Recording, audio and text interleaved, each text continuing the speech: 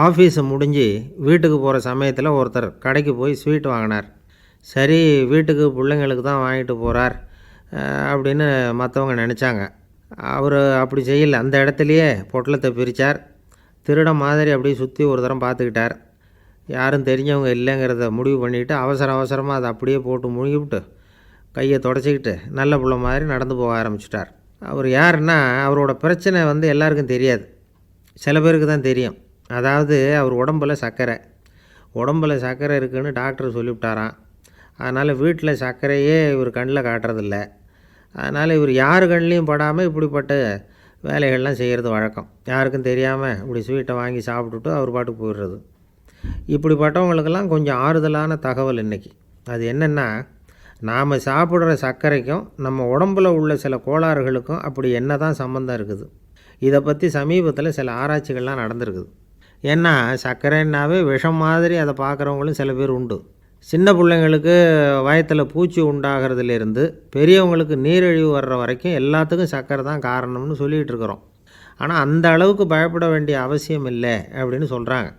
சர்க்கரை வியாதி, இருதய நோய், பித்த நீர்ப்பை நோய், இதெல்லாம் சில நோய்கள்லாம் நாம் சாப்பிட்ற சர்க்கரைக்கும் தொடர்பு இருக்குதுன்னு நினைக்கிறோம். ஆனால் அப்படி சம்பந்தம் உண்டுங்கிறதுக்கு போதுமான அளவுக்கு ஆதாரம் இல்லை அப்படிங்கிறாங்க ஆராய்ச்சியாளர்கள். ஒரே ஒரு சம்பந்தம் தான் உறுதியாக இருக்குதான். அதுவும் இந்த பல் சிதைவு அப்படின்னு இருக்கு இல்லையா, அந்த சர்க்கரை சாப்பிட்றதுக்கும் இந்த பல் சிதைவுக்கும் சம்மந்தம் இருக்குது அப்படிங்கிறத மட்டும் உறுதியாக சொல்கிறாங்க. சர்க்கரைன்னா நாம் சாப்பிட்ற ஜீனி மட்டும் இல்லை, பழம், காய்கறி, பால், தேன், இப்படி எல்லாத்துலேயும் அது இருக்குது. கேரட்டு கொடுக்குற சத்தில் 88% சர்க்கரை, ஆப்பிள் கொடுக்குற சக்தியில் 95% சர்க்கரை. இது ஜீனி சர்க்கரை, இது ஆப்பிள் சர்க்கரை அப்படிங்கிற வித்தியாசம்லாம் உடம்புக்கு கிடையாது.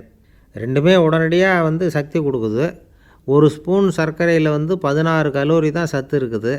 அதிகமாக சர்க்கரை சாப்பிட்டா நீரிழிவு வந்துருங்கிறது தப்பான ஒரு அபிப்பிராயம். டயபெட்டிஸுங்கிறது ஒரு மெட்டபாலிக் டிஸார்டர், அவ்வளவுதான். அதாவது நாம் சாப்பிட்ற சர்க்கரையை நம்ம உடம்பு திறமையாக உபயோகப்படுத்திக்க முடியல அப்படின்னு அர்த்தம். அதனால தான் அதிகமாக இனிப்பு வேணாம்னு சொல்கிறோம். ஏற்கனவே உடம்பால் முடியாத ஒன்றை மறுபடியும் அது தலையில் சுமத்தி அதிகமாக வேலை வாங்க வேணாமே அப்படிங்கிறதுக்காக தான். ஆகாரத்தில் அதிகமாக சர்க்கரை இருந்தால் அதனால் உடனே சர்க்கரை வியாதி வந்துடும்ங்கிறதுக்கு விஞ்ஞான ரீதியாக போதுமான ஆதாரம் இல்லை. அதனால் எப்போவாவது அதிகமாக ஸ்வீட்டு சாப்பிட்டுட்டா, ஐயோ அதிகமாக சாப்பிட்டோமோ, என்ன பண்ண போகுது தெரியலையே அப்படின்னு நினச்சி மனசை போட்டு குழப்பிக்க வேண்டியதில்லை. பொதுவாக எதுவுமே அதிகமாக வேண்டாம், எல்லாம் சீராக இருந்தால் போதும். நீரிழிவுங்கிறது புதுசாக வந்துட்ட ஒரு நோய் இல்லை, ரொம்ப காலமாகவே இருக்கிற ஒன்று தான். நம்ம முன்னோர்கள் இதை மதுமேகம் அப்படின்னு சொல்லுவாங்க. அதை கட்டுப்படுத்துறதுக்கு அவங்களே சில வழிமுறையை சொல்லி வச்சுருக்கிறாங்க. அது என்னென்னா வேறு ஒன்றும் இல்லை, இந்த பாவக்காய், முள்ளங்கி, அருகம்புல், அவ்வளவுதான். வெள்ளை முள்ளங்கி இருக்குல்ல, அதை வாரத்துக்கு 3 நாள் சாப்பிட்டுக்கிட்டு வாங்க. நூலுக்கோல் ரொம்ப நல்லது. இல்லைன்னா முள்ளங்கி சாறு 1 அவுன்ஸு சாப்பிட்டுட்டு வரலாம். ரத்தத்தில் சேர்கிற சர்க்கரை அளவை இதெல்லாம் கட்டுப்படுத்துது. சிறுநீரில் காணப்படுகிற சர்க்கரை அளவையும் சமநிலைப்படுத்துது. தினமும் ஆகாரத்தில் கோதுமை, கேழ்வரகு, வெந்தயம், கருவேப்பிலை, சோயாபீன்ஸ் எது கிடைக்குதோ சேர்த்துக்கலாம். இப்படிலாம் செஞ்சுக்கிட்டு வந்தால் அப்புறம் வீட்டுக்கு தெரியாமல் கடையில் போய் நின்றுக்கிட்டு ஸ்வீட் வாங்கி திருட்டுத்தனமாக சாப்பிட வேண்டிய அவசியமே உங்களுக்கு வராது. 2 ஆசாமிகள் கடற்கரையில் உட்காந்து சாவகாசமாக பேசிக்கிட்டு இருந்தாங்களாம். ஒருத்தர் சொன்னார், இன்னொருத்தருக்கு தெரியாமல் ஸ்வீட்டு சாப்பிட்றதே எப்பவும் இடைஞ்சல் தான் சார். நேற்றுக்கு பாருங்கள், அப்படி தான் சாப்பிட்டுக்கிட்டு இருந்தேன், வீட்டுக்காரி கண்ணில் போட்டுவிட்டுது, அதுக்கப்புறம் ஒரே ரகலையாக போச்சு அப்படின்னாரா. எனக்கு கூட அப்படி தான் சார் ஆகிட்டுது, ஒரே ரகலை அப்படின்னாரா இன்னொருத்தர். நீங்கள் சாப்பிட்டதும் உங்கள் வீட்டுக்காரங்க கண்ணில் போட்டுவிட்டுதா சார் அப்படின்னு கேட்டிருக்கார் இவர். அதுக்கு அவர் சொன்னாராம், அப்படி இல்லை சார், கடைக்காரர் கண்ணில் போட்டுவிட்டுதோ, நான் அவருக்கு தெரியாமல் அந்த ஸ்வீட்டை அவர் கடையிலேருந்து எடுத்திருந்தேன் அப்படின்னு விளக்கம் கொடுத்தாராம் இந்த ஆள். ஒருத்தர் முகத்தை தொங்க போட்டுக்கிட்டு ஒரு மாதிரியாக வந்தார். என்ன விஷயம்னு விசாரித்தேன்.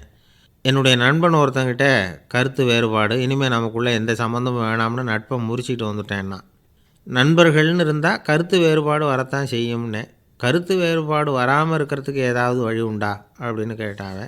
அதை பற்றி நிபுணர்கள் சில யோசனைகளை சொல்லியிருக்கிறாங்கன்னு. முதல் விஷயம் என்னென்னா, உங்கள் நண்பனுக்கு ஒரு செய்தி சொல்லணும்னா அதை நீங்களே நேரடியாக சொல்லுங்கள், அல்லது உங்கள் கைப்பட கடிதம் எழுதுங்க. அதாவது நேரடி தொடர்பு முக்கியம். அதை விட்டுட்டு இன்னொருத்தர் மூலமாக நண்பர்களுக்கு செய்தி அனுப்புனா நீங்கள் சொல்கிற செய்தி அப்படியே போய் சேராது, அது சேதமாயிடும். கூட்டி குறைச்சி சொல்லிவிடுவாங்க, அது குழப்பத்தில் கொண்டாந்து விட்டுரும். இது ஒரு யோசனை. ரெண்டாவது யோசனை என்னென்னா, நீங்கள் ஒரு நல்ல காரியத்தை செய்யும் பொழுது உங்கள் நண்பரையும் சேர்த்துக்குங்க, அவருக்கும் அதில் ஒரு ஈடுபாட்டை உருவாக்குங்க. மூணாவது யோசனை, நம்ம பக்கத்தில் இருக்கிற நண்பர் மகிழ்ச்சி அடைகிற மாதிரி ஏதாவது செய்யணும். சின்ன சின்ன செயல்களாக இருந்தாலும் பரவாயில்ல, அவர் நமக்கு எதுவும் செய்யலையே, நாம் எதுக்கு செய்யணும் அப்படின்னு நினச்சிக்கிட்டு இருக்கக்கூடாது. நாலாவது யோசனை என்னென்னா, உங்களுக்கு ஒரு பிரச்சனையா அல்லது உங்கள் நண்பருக்கு ஒரு பிரச்சனையா, எதுவாக இருந்தாலும் 2 பேரும் சேர்ந்து உட்காந்து ஆலோசனை பண்ணுங்கள். நம்ம யோசனையும் கேட்கப்படுதே அப்படிங்கிற நினைப்பே அவருக்கு ஒரு மன நிறைவை உண்டாக்குமா. 5வது யோசனை, உங்கள் நண்பர் ஏதோ ஒரு காரியத்தை செய்கிறார், நீங்கள் உடனே அவசரப்பட்டு நீ செய்கிறது தப்புன்னு தீர்ப்பு சொல்லக்கூடாது. அவர் அதை செய்கிறதுக்கான நியாயங்கள் எவ்வளவோ இருக்கும், அதை புரிஞ்சுக்கிறதுக்கு முயற்சி பண்ணணும். 6வது யோசனை, உங்கள் நண்பர் என்ன சொன்னாலும் அதை பொறுமையாக கேளுங்க. அவர் சொல்கிறத புரிஞ்சுக்கணும், அவர் சொல்ல விரும்புகிறத புரிஞ்சுக்கணும், அவர் சொல்ல முடியாமல் தவிக்கிறதையும் புரிஞ்சுக்கணும். இப்படி 3 விதமாகவும் அவரை புரிஞ்சுக்கிட்டு அதுக்கு தகுந்த மாதிரி செயல்படணும். 7வது யோசனை என்னென்னா, உங்கள் நண்பர் உங்ககிட்ட ஏதோ ஒரு கருத்தை சொல்கிறார், அது உங்களுக்கு பிடிக்கல, அதுக்காக உடனே நீ சொல்கிறது சரியில்லை, நான் ஒத்துக்க மாட்டேன் அப்படின்லாம் மறுத்துக்கிட்டு இருக்கக்கூடாது. அவர் சொல்கிறத கேட்கணும், பொறுமையாக சிந்திக்கணும், அதுக்கப்புறம் பதில் சொல்லணும். இப்படிலாம் நடந்துக்கிட்டால் நண்பர்களுக்குள்ள கருத்து வேறுபாடு வர்றதுக்கு வாய்ப்பே இருக்காது அப்படின்னு வல்லுநர்கள் தொகுத்து சொல்லியிருக்கிறாங்க இந்த யோசனைகளை. எனக்கு தெரிஞ்ச சில நண்பர்கள் உண்டு, அவங்களுக்குள்ளேயும் கருத்து வேறுபாடுகள் வராமல் இருக்கிறதுக்கு சில நுட்பங்களை கையாளுறது உண்டு. ஒருத்தர் சொன்னார், அந்த டாக்டர் சின்ன வயசுலேருந்து என் கூட பழகினவர், நாங்கள் 2 பேரும் இணை பிரியாத நண்பர்கள், இருந்தாலும் எனக்கு உடம்பு சரியில்லைன்னா நான் அவர்கிட்ட வைத்தியம் பார்த்துக்க மாட்டேன் அப்படின்னார் ஒருத்தர். ஏன் அப்படின்னு கேட்டேன்.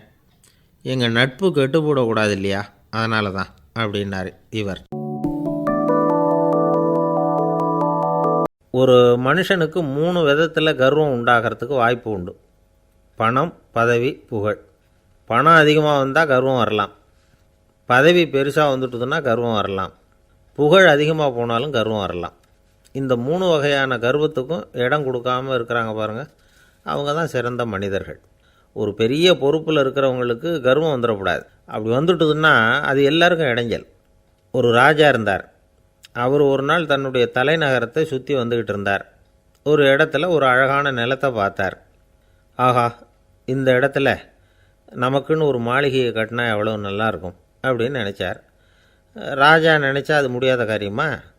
சரி, இந்த நிலம் யாருக்கு சொந்தம்னு விசாரிங்க அப்படின்னார் பக்கத்தில் இருந்தவங்கக்கிட்ட. அவங்கெல்லாம் ஓடி போய் விசாரித்தாங்க. அந்த இடம் ஒரு வயசான கிழவிக்கு சொந்தம், வயசான அம்மாவுக்கு சொந்தமாக. அந்த அம்மா தான் அதில் ஒரு குடிசையை போட்டு குடியிருந்துகிட்ருக்குறாங்க. சரி, அந்த நிலத்துக்கு ஒரு விலையை நிர்ணயம் பண்ணி அதை அந்த வயசான அம்மாக்கிட்ட கொடுத்துருங்கோ அப்படின்னு உத்தரவு போட்டார் ராஜா. ஆனால் அந்த அம்மா, இது எங்கள் பூர்வீக இடம், இதை விற்க மாட்டேன் அப்படின்னு சொல்லிவிட்டுது. சரி, 2 பங்கு விலை கொடுக்குறோம்னு சொல்லி பாருங்க அப்படின்னாங்க. அப்படியே சொன்னாங்க அரண்மனை ஆட்கள்.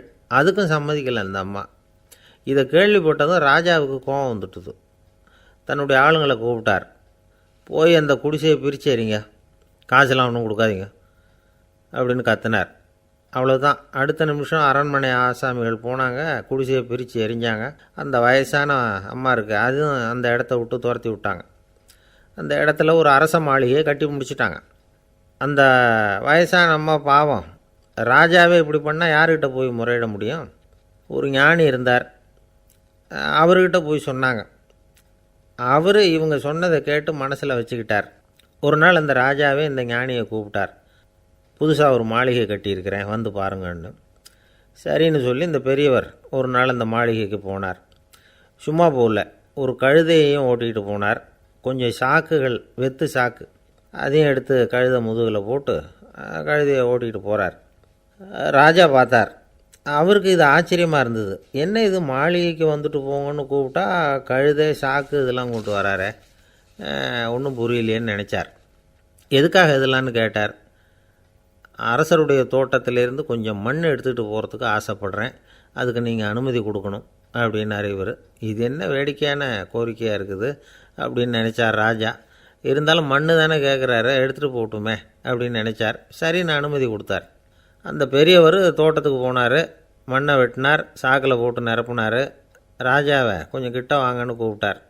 இந்த மண் மூட்டையை தூக்கி கழுதையோட முதுகில் வைக்கணும், கொஞ்சம் உதவி பண்ணுங்கன்னார்.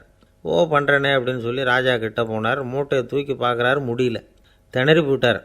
இப்போ அந்த ஞானி பேசினாராம், அரசே, இந்த ஒரு சாக்கு மண்ணையே உங்களால் தூக்க முடியல, அந்த கிழவிகிட்ட இருந்து அந்த அக்கிரமமாக அபகரித்த இந்த தோட்டம் பூராவையும் சுமக்கணும்னு ஆசைப்படுறீங்களே, அது உங்களால் முடியுமா அப்படின்னு கேட்டாராம். ராஜா யோசனை பண்ண ஆரம்பித்தார்.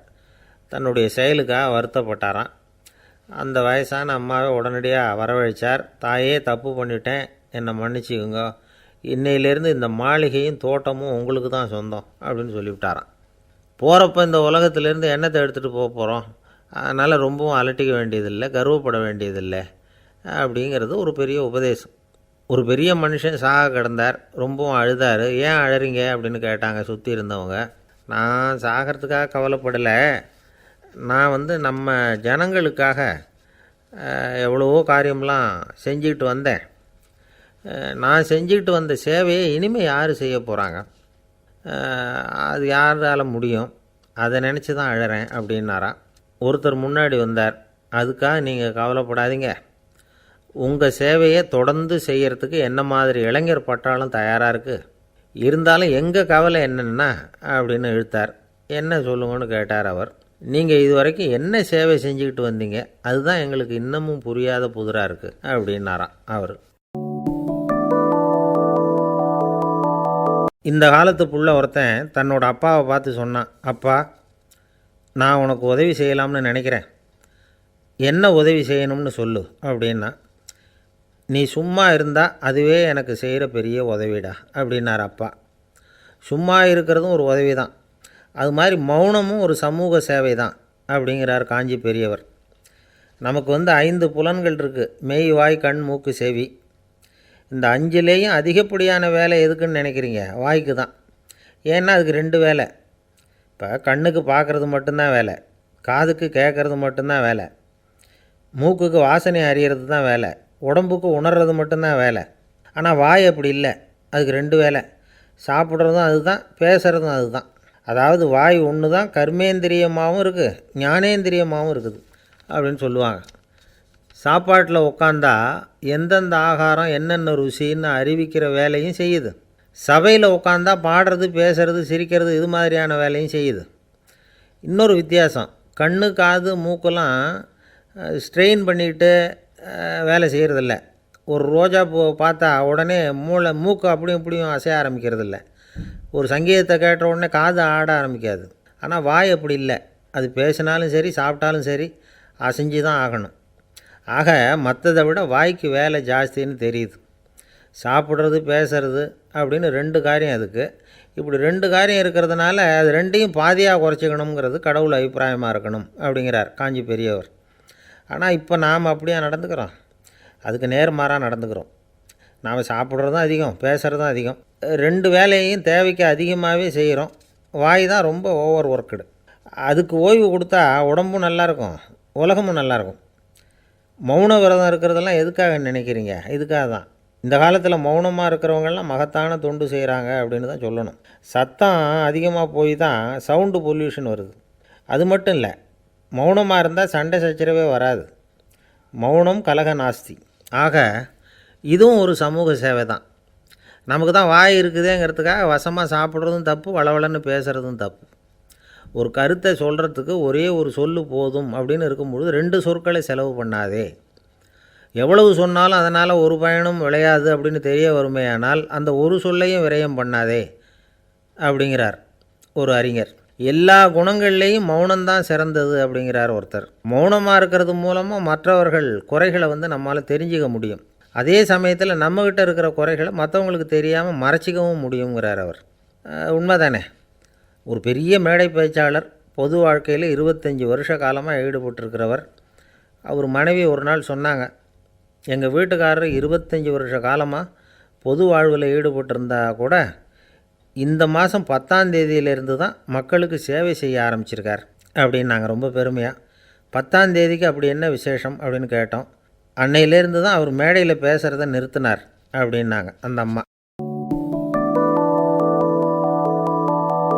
ஒரு நண்பர் அவசரமாக என்கிட்ட ஓடி வந்தார். அப்புறம் சொன்னார், என்னால் நம்பவே முடியல சார், என் பையனை அப்படி அப்படின்னு சொல்லி ஆச்சரியப்பட்டார். உங்கள் பையன் அப்படி என்ன தான் செஞ்சுட்டான் அப்படின்னு கேட்டேன். என்னால் முடியாத ஒரு காரியத்தை அவன் செஞ்சுட்டான் சார் அப்படின்னார். அது என்னன்னு தான் சொல்லுங்களேன். என்ன 5ஆவது வகுப்பில் அவன் ஒரே தடவையில் தேறிட்டான் சார், அதாவது ஒரே அட்டம்ப்டில் பாஸ் ஆகிருக்கான் அப்படின்னார் மூச்சு வாங்க. கஷ்டப்பட்டு பரீட்சை எழுதுனது அவன், இவருக்கு ஏன் மூச்சு வாங்குது? நம்மால் செய்ய முடியாத ஒரு காரியத்தை இன்னொருத்தர் செய்யும் பொழுது அது நமக்கு ஆச்சரியமாக இருக்குது. சர்க்கஸ் பார்க்குறோம், ஒருத்தர் அந்த இடத்துல தொங்குறார், அது நமக்கு ஆச்சரியம். ஏன்னா அது நம்மால் முடியாத காரியம். நம்மால் முடியாத ஒன்றை அடுத்தவர் எளிதாக செய்யும் பொழுது நாம் மருள்வது இயற்கை. இதை தான் தொல்காப்பியம் மருட்கை அப்படின்னு சொல்லுது. இந்த வியப்பு இருக்குதே, இது 4 வகையில் ஏற்படுறதாக தொல்காப்பியம் சொல்லுது. அது என்ன 4 வகை? முதல் வகை எப்படின்னா புதுமையான அரிய செயல்களை செய்கிறது. 2வது வகை என்னென்னா பெரும் செயல்களை செய்கிறது. 3வது வகை என்னென்னா மிக நுட்பமான செயல்களை செய்கிறது. 4வது வகை என்னென்னா ஆக்கம் தரும் செயல்களை செய்கிறது. புதுமை, பெருமை, சிறுமை, ஆக்கமோடு மதினம் சாலா மருட்கை 4 அப்படிங்கிறது தொல்காப்பியம். இன்றைக்கி விஞ்ஞானம் புதுசு புதுசாக எதையோ கண்டுபிடிக்குது. ஆரம்பத்தில் அது ஆச்சரியமாக இருக்குது, அப்புறம் அது நமக்கு பழகி போடுது. வானொலி பெட்டி புதுசாக வந்தப்போ ஒரு பெட்டி பேசுதுங்கிறது எவ்வளோ பெரிய ஆச்சரியம். இப்போ யாரும் அதை ஆச்சரியமாக பார்க்குறதில்ல. மதினம் சாலா மருட்கை அப்படின்னு ஒரு சொற்றொடர் வருது பாருங்கள், அதில் கருத்தாழம் உண்டு. எதை பற்றியும் போதுமான அளவு புரிந்து கொள்ளாத போது ஒருத்தர் ஆச்சரியப்படுறார். புரிந்து கொண்ட பிறகு ஆச்சரியம் மறைஞ்சு போடுது. மிக நுட்பமான செயல்களும் நம்ம ஆச்சரியப்பட வைக்கும். ஒரு அரிசியில் ஒரு திருக்குறள் எழுதி காட்டுறாங்க, ஒரு முட்டை ஓட்டுக்குள்ளே ஓவியம் தீட்டி காட்டுறாங்க. கருங்கல் சிற்பங்களில் எவ்வளவு நுட்பமான வேலைப்பாடுகளை எல்லாம் பார்த்து ஆச்சரியப்படுறோம். இது மாதிரி ஆக்கப்பூர்வமான அரிய செயல்களை செய்கிறது கூட வியப்பை உண்டு பண்ணும். குப்பை கூலங்களை கூட வாழ்க்கைக்கு பயன்படுகிற பொருளாக மாற்றுகிறவர்கள் இருக்காங்க, அவர்களுடைய செயல் வியப்பு அளிக்குது. இடைக்காட்டு சித்தர் பாடின 30 நூலில் வர்ற ஒரு பாடல், ஆற்றல் பிறர் அறிதலின் அகம் கிளர்வு உறுதலின் கற்று அறி பாணர் கெழுமிய கோடலின் தோற்றம் உருகவே போற்றல் சால் வியப்பே. ஒருத்தருடைய ஆற்றல் தெரியாமல் இருந்தது, அவருடைய அரிய செயலை பார்க்கும் பொழுது வியப்பாக இருந்தது, மனசுக்குள்ளே கிளர்ச்சி. பாவலர்கள் இவர்களுடைய புகழை பாடி மற்றவர்களும் தெரிந்து கொள்ளுமாறு செய்கிறார்கள் அப்படிங்கிறது தான் ஒரு யதார்த்தமான உண்மை. ஆக எல்லா வகையிலும் மக்கள் தங்களுடைய வாழ்க்கையில் முன்னேறுவதற்கான வழிகாட்டுகிற ஒரு மெய்ப்பாடு தான் வியப்புங்கிறது. இந்த காலத்தில் நம்ம எப்படியெல்லாம் ஆச்சரியப்பட வைக்கிறாங்க. ஒரு ஆளை பிடிச்சி ஜெயிலில் கொண்டு வந்தாங்க. ஜெயில் அதிகாரி அவனை ரொம்ப ஆச்சரியமாக பார்த்தாரான். இவன் கேட்டான், ஏன் சார் அப்படி பார்க்குறீங்க, நான் இப்போ இங்கே வர்றது உங்களுக்கு ஆச்சரியமாக இருக்குதா அப்படின்னு கேட்டிருக்கான். இதுக்கு ஜெயில் அதிகாரி சொல்லியிருக்கார், நீ இப்போ இங்கே வந்ததில் எனக்கு ஒன்றும் ஆச்சரியம் இல்லைப்பா, ஏற்கனவே நீ இங்கேருந்து விடுதலையாகி போய் 6 மாதம் ஆச்சு, இவ்வளவு லேட்டாக வர்றியே அதுதான் எனக்கு ஆச்சரியமாக இருக்குது அப்படின்னாரான்.